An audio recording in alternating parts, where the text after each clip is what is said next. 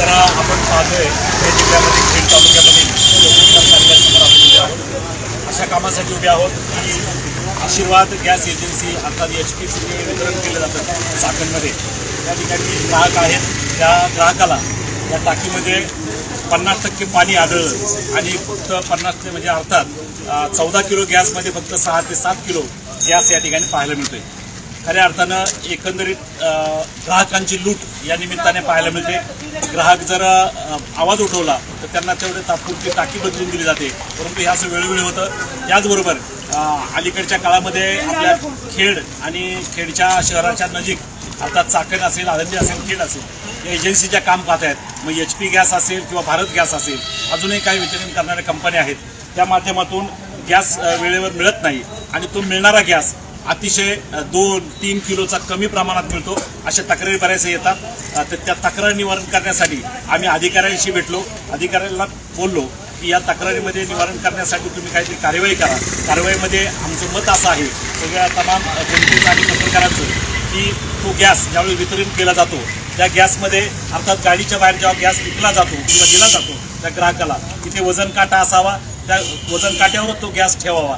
त्याचं वजन किती आहे, तुम्हाला किती गॅस दिला गेला आहे, हे सगळं त्याच्यावर लिहिलेलं असतं आणि ग्राहकाने देखील ते पाहावं. त्यामध्ये जर काही बदल असेल तर ती टाकी घेऊ नये. अशा प्रकारचं आव्हान या निमित्ताने आपण या व्हिडिओच्या माध्यमातून करत आहोत. आता आपल्याला तो डेमो पाहायचा आहे की आमचे पत्रकार सन्माननीय पप्पू वाकडे आहेत. त्यांनी चाकणमधील हे प्रकरण या ठिकाणी उघडकीस आणलेलं आहे. त्याचबरोबर ज्यांचा हा सिलेंडर आहे, ज्यांना या ग्राहकाला जो मिळाला आहे तो कशा पद्धतीचा चुकीचा आहे ते ग्राहक देखील या ठिकाणी आपलं नाव नितीन देवरे या ग्राहकाचं नाव आहे. त्यांना हा टाकीमध्ये पूर्णपणे अर्थात 50% पाणी आढळलेलं आहे. खरं तर अधिकाऱ्यांना विचारलं तर अधिकारी म्हटले पाण्याचा संबंध नसतो त्यामध्ये. म्हणजे काय आहे नेमकी द्रव्य पण काही दिसत नाही. म्हणजे पाणी पूर्णपणे कसं भरलं गेलं हे सगळं आपल्याला आता डेमोद्वारे पाहायला मिळणार आहे. बघूया या ठिकाणी कशा पद्धतीचे पाणी निघतंय आपण पाहूया. तो सिलेंडर उचलून बघा, त्याच्यामध्ये काय प्रकार घडते बघा. हे पाहू शकता पूर्णपणे पाणी त्यामध्ये सिलेंडरमध्ये आहे. हा काय प्रकार आहे? पूर्ण पाणी आहे.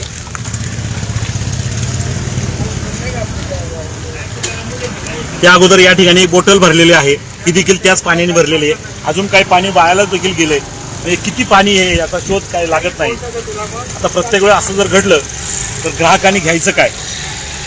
एका बाजूला गगनाला भिडलेली ही महागाई आणि एका बाजूला ग्राहकांची फसवणूक, दोन्हीमध्ये आपण सगळेजण बसतोय की काय हा प्रश्न या ठिकाणी होतोय, निर्माण झालेला आहे.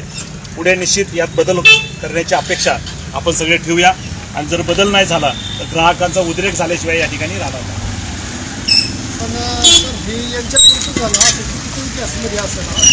पण तोच प्रकार आहे बऱ्याच ठिकाणी आहे. म्हणून प्राथमिक स्वरूपामध्ये आता यांनी जरा निदर्शनात आणून दिलं म्हणून याचा निवाडा झाला. आणि असे किती आता तुमच्यासारखे लोक बोलणारे काही शेतकरी सामान्य माणसं आहे की काहीच बोलत नाही याविषयी. चाललंय आज नाही तर माणूस म्हणतो चला झाला असेल बघू पुढच्या. ही चुकीची भावना चुकीची. एकंदरीत आपल्याला क्षणोक्षणी हे जाणवतंय पण पुढे येत नाही असं तुमचं मत आहे. लोकांनी पुढे आलं पाहिजे. अहो याच्यात कितीतरी लागले असतील, गेले असतील, पाणी भरून गेले असतील. बरोबर, बऱ्याच जणांची फसवणूक झालेली आहे. आता हे जेव्हा संपल काय होईल, कमी जास्त होईल. आता माझं सुद्धा भरून आणला पण त्याचं काय वजन काय जड तर भरपूर आहे. जड लागतोय, वजन दिसतंय. दोन प्रकार आहेत. एका बाजूला आपण वजनावर जर गेलो तर त्यामध्ये पाण्याचं वजन आहे का गॅस आहे हा एक प्रश्न. दुसरी गोष्ट ऑलरेडी 14 किलो जो सिलेंडर दिला जातो, गॅस दिला जातो, तो त्यात आहे की नाही. त्यासाठी पुन्हा एकदा विनंती आपण करणार आहोत ग्राहकांना की तो सिलेंडर पूर्णपणे क्षमतेचा वजनाचा आहे का, त्यामध्ये गॅस आहे का, या सगळ्या गोष्टी आपण तपासून पहा तरच आपल्याला हे समजेल. अन्यथा एजन्सीवर किंवा वितरण कंपनीवर विश्वास ठेवू नका, कारण ही आपली फसवणूक निश्चित ठरलेली आहे.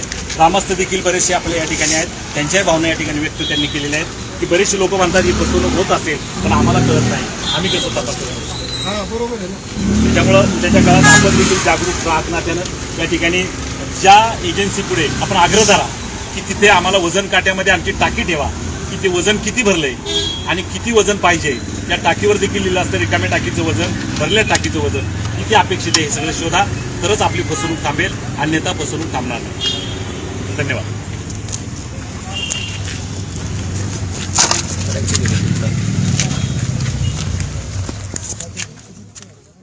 महाराष्ट्रातील ताज्या घडामोडी पाहण्यासाठी आजच आपल्या न्यूज 15 मराठी या चॅनलला यूट्यूबवर सबस्क्राईब करा.